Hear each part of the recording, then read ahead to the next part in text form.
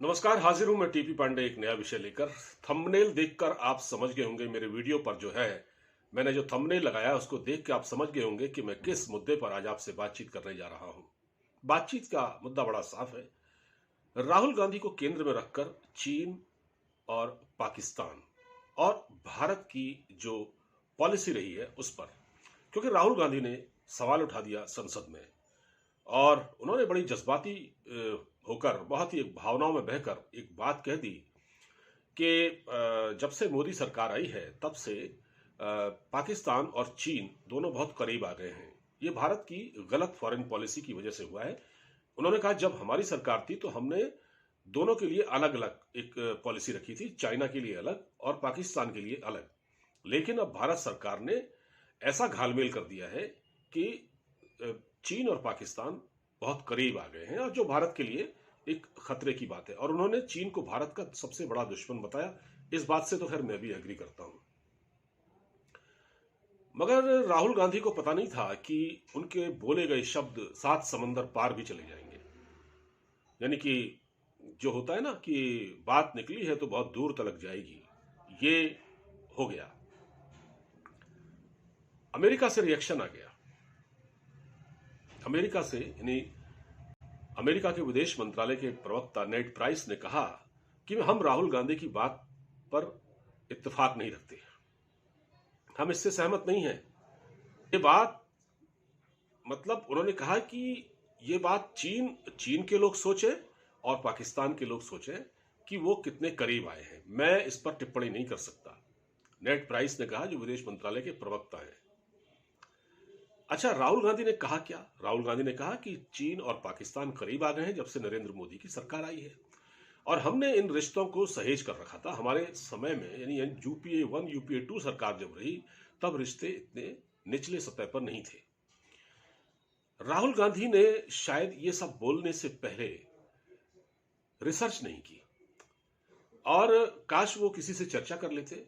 उनकी पार्टी में भी या उनके उनके बहुत से जानने वाले होंगे जो अंतर्राष्ट्रीय मामलों के अच्छे जानकार हैं। काश उन्होंने इस पर उनसे बातचीत कर ली होती, लेकिन राहुल गांधी नहीं करते ऐसा। राहुल गांधी वैसे भी एक पार्ट टाइम पॉलिटिशियन है। वो आधा वक्त तो लंदन, कोलंबिया और अमेरिका में रहते हैं और उसके बाद जब उनको फुर्सत होती है तो वो भारत में आ जाते हैं। इत्तेफाक की बात है, आजकल चुनाव का मौसम है, 5 राज्यों में चुनाव है, तो कुछ बोलना था इसलिए बोल दिया। लेकिन उन्होंने ये नहीं समझा कि इसका कितना विपरीत असर पड़ सकता है। जब अमेरिका से बयान आया, यानी अमेरिकी विदेश मंत्रालय से असहमति की बात आई उनके इस बयान पर, तब इनको समझ में आया होगा। अब इन्होंने कहा क्या, मैं इस पर आ जाता हूं। तो इन्होंने तो जो जो कहा कि चीन और पाकिस्तान नजदीक आ गए हैं जब से नरेंद्र मोदी की सरकार आई है, लेकिन हमारे जो विदेश मंत्रालय की तरफ से भी बयान आया, एस जयशंकर जो कि करियर डिप्लोमेट हैं और चीन में राजदूत रह चुके हैं, चीन को बहुत अच्छी तरह समझते हैं, तो जयशंकर साहब ने ट्वीट किया और वो ट्वीट राहुल गांधी को ये बताने के लिए काफी था कि राहुल गांधी ने जो जो कुछ भी कहा वो बिल्कुल गलत है। ये राहुल गांधी हिस्ट्री नहीं पढ़ते हैं, उनको इतिहास में जाना चाहिए। उन्होंने क्या कहा मैं पढ़ के सुना देता हूं। जयशंकर साहब ने ट्वीट किया और कहा कि 1963 में 1963 में पाकिस्तान ने शख्सगाम घाटी चीन को सौंप दी थी। अपनी शख्सगाम घाटी जो थी वो चीन को सौंप दी थी 1963 में। नंबर 1। नंबर 2, 1970 में चीन ने पाकिस्तान ऑक्युपाइड कश्मीर के जरिए काराकोरम हाईवे बनाया था। ठीक। नंबर 3, 70 के दशक में दोनों देशों के बीच परमाणु सहयोग को बल मिला। मतलब चीन से मिलकर पाकिस्तान ने एटम बम बनाया और उस एटम बम का इस्तेमाल किसके खिलाफ होना था? भारत के खिलाफ। और किसके खिलाफ होता? तो चीन ने पाकिस्तान का सहयोग किया, परमाणु सहयोग किया। ये 1970 की बात है। फिर 2013 में चीन और पाकिस्तान ने, मतलब चीन ने पाकिस्तान इकोनॉमिक कॉरिडोर की शुरुआत की। ठीक। 2013 में चीन पाकिस्तान इकोनॉमिक कॉरिडोर, जब पाकिस्तान के प्रधानमंत्री मियां मोहम्मद नवाज शरीफ थे। यानी कि अब इतनी बातें हो गई तो राहुल गांधी अब खुद सोचें, क्या तब यानी 2013, 1970, 1963 वगैरह में, क्या इन इन इन सालों में पाकिस्तान और चीन एक दूसरे से दूर थे या नजदीक थे? यानी चीन और पाकिस्तान की दोस्ती तो बहुत पुरानी दोस्ती है। वो कहते भी हैं कि शहद से भी मीठी, समंदर से भी गहरी, हिमालय से भी ऊंची दोस्ती है हमारी। तो ये तो सिलसिला तब से चल रहा है। तो क्या आज ही ये करीब आए हैं? ये हिस्ट्री इनको थोड़ा पढ़ लेनी चाहिए थी। अब मैं एक और बात करता हूं। सवाल उठाने से पहले सोचना चाहिए। जब यूपीए सरकार थी या 2013 के आसपास की बात होगी, रक्षा मंत्री थे हमारे डिफेंस मिनिस्टर ए.के. एंटनी। ए.के. एंटनी कांग्रेस के वो वाहिद नेता थे जो कि बहुत ईमानदार समझे जाते थे और उनकी कुल जमा संपत्ति भी बाकी कांग्रेस के नेताओं से कम ही थी। ए.के. एंटनी ने कहा, संसद के पटल पर वो स्पीच है, अगर कोई ढूंढना चाहे तो गूगल पर, यूट्यूब पर सर्च कर ले। उन्होंने कहा था कि जब हमारी सरकार थी, हमने अपनी सरकार के दौरान एक बहुत ही सुरक्षित नीति अपनाई। मतलब उनका था, उन्होंने ये तो नहीं कहा डिफेंसिव थे हम, लेकिन उन्होंने कहा कि हमने चीन को कभी उकसाया नहीं। मतलब हमने कभी जो बॉर्डर, चीन की जो इन्फिल्ट्रेशन होती रहती है और चीन जो है सड़क का निर्माण करा रहा है बॉर्डर के एरियाज में, हमने कभी भी ऐसा नहीं किया। हमने चीन को वो मौका नहीं दिया कि चीन हम पर एग्रेशन करे। लेकिन एंटनी साहब को ये जानना चाहिए कि ऑन फ्लोर उन्होंने कहा कि हम डिफेंसिव थे। यानी हमने 62 में भी मार खाई चीन से। 62 में कौन थे प्रधानमंत्री? जवाहरलाल नेहरू, पंडित नेहरू। और राहुल गांधी को भी ये बात याद होनी चाहिए।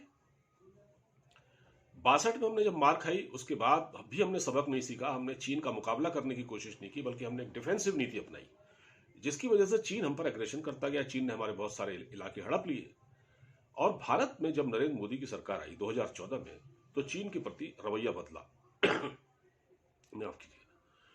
तो भारत सरकार ने उसके बाद से सीमा पर सड़कों का निर्माण, साजो सामान ले जाने के लिए, जो आर्मी का जो कॉन्वॉय जाता है तो सीमा पर पहुंचाने के लिए, जैसे अभी चमोली की तरफ हो रहा है निर्माण, यहां से एक बड़ी चौड़ी रोड बन रही है। इसी तरह से भारत ने, जैसे आपको मालूम होगा कि लिपुलेख दर्रे तक जो नेपाल का बॉर्डर पड़ता है, वहां भी भारत ने सड़क बनाई है, पिथौरागढ़ साइड में। तो सब वो चीन का मुकाबला करने के लिए बनाई है। तो राहुल गांधी का कहने का मतलब, एंटनी ने जो कहा था, एक एंटनी ने कहा था कि हमने तो डिफेंसिव नीति अपनाई। यानी आप कभी चीन के प्रति आक्रामक हुए ही नहीं, आप चीन से डरे हुए थे। और दूसरा ये है, एक बात और है, राहुल गांधी को यह भी बताना चाहिए कि अक्सर वो चाइना जाते रहते हैं, सोनिया भी गई वहां, और चाइनीज पॉलिट ब्यूरो से उनका एक एग्रीमेंट है। वो एग्रीमेंट किसी को नहीं पता, वो क्या एग्रीमेंट है वो भी उनको बताना चाहिए। तो राहुल गांधी एक और चीन को सबसे बड़ा दुश्मन बताते हैं, जो है भी। दूसरी ओर उनका चाइनीज पॉलिट ब्यूरो के साथ क्या एग्रीमेंट है, ये भी उनको बताना चाहिए। तो मैंने ये सोचा कि ये सारी चीजें सामने आनी चाहिए। और एस जयशंकर साहब ने जो बातें कही हैं, वाकई वो बहुत पते की बातें हैं। और राहुल गांधी को इस तरह से बोलकर देश को नीचा दिखाने की जरूरत नहीं है। काश राहुल गांधी अपने यूपीए के कार्यकाल की तुलना इससे न करें, क्योंकि भारत, देखिए, ऐसा नहीं है कि मोदी जी ने कोई, हमारी सरकार ने, जो वर्तमान सरकार है, जब ये 2014 में आई थी तो शी जिनपिंग भारत आए थे। सरकार ने इनवाइट किया, मोदी जी ने उनको घुमाया, गुजरात भी ले गए। लेकिन वहां से जब वो लौटे शी जिनपिंग, तो क्या हुआ? डोकलाम का वाकया हुआ, डोकलाम का 2018 में। तो जाते ही धोखा दे दिया चाइना ने, तो चीन ने धोखा दिया। अभी चीन ने क्या किया है, हमारे एक नागरिक को, अरुणाचल प्रदेश से एक लड़के को अगवा किया, उसको 3rd डिग्री टॉर्चर करके उसको वापस भेजा। वो लड़का बोल नहीं पा रहा है। चीन ने अरुणाचल से लगते हुए गांव में सड़कें बनाई हैं और बल्कि हेलीपैड बनाए हैं। जॉर्ज फर्नांडिस, जो हमारे रक्षा मंत्री हुआ करते थे, उन्होंने भी कहा था कि चीन सबसे बड़ा खतरा है, चाइना खतरा है। लेकिन राहुल गांधी जब ये कहते हैं कि इस सरकार के आने के बाद चीन से हमारे रिश्ते ज्यादा खराब हुए हैं और पाकिस्तान और चीन नजदीक आ गए हैं, तो वो शायद इस बात की भूल कर रहे हैं।